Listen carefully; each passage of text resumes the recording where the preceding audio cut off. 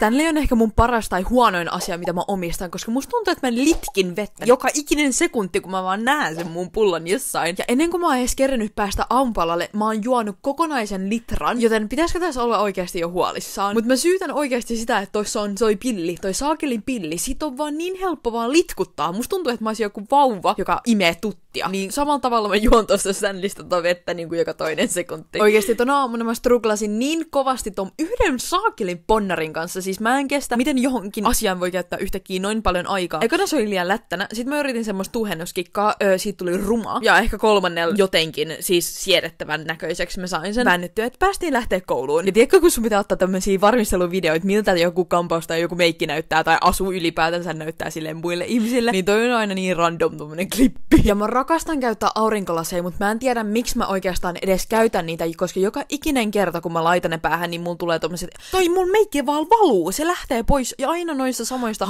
en mä tiedä edes mikä kohta se on. Ja kirjaimellisesti puoli tuntia myöhemmin mä meikkaan mun nenää uudelleen. Onko siis vörttiä? Mieluummin jättäisit laittamatta niitä päähän, kiitos. Ok, rakemas itselleni täällä, mut anyhow. Olin koulussa. Yeah. Ja tänään oli jotenkin niin menkkanen päivä. Joo, aamu alkoi tosi hyvin, mä olin pirteä, mut iltapäivää kohden siis mun energiatasot vaan romahtaa ja romahtaa ja romahtaa. Musta tuntuu, että mä oon jossain pinnan alla, siis musta ei lähde mitään energiaa, mä oon jossain omassa kuplassa, siis musta tuntuu, että mä en oo niinku tässä samassa elämässä, mihin mä aamulla heräsin. Kati oli siis edellisen päivän mulle ihan hulluna hehkuttana silleen, että oh my god, mulla on niin hyvä bowl, että mä teen tätä sulle huomen ruuaksi. Ja no, sä nyt näit, miten tässä kävikään. Oikeesti mä en kestä, siis kesällä mä olin silleen, että ok, mä irtisanon mun salin, kun mä en käy siellä sekuntiikaan. Ja pari viikkoa sitten mä menin ihan nöyränä takaisin kipittämään sinne Elixian tiskille. Ja olin vaan silleen, että hei, saaks mä uuden jäsenyyden? Mut hei, opiskelijalennus plus se, että kaikki mun ystävät käy siellä, niin onks parempaa kuin mennä yhdessä vaan aina treenaamaan? Niin tää on todellakin enemmän kuin vaan vörtti.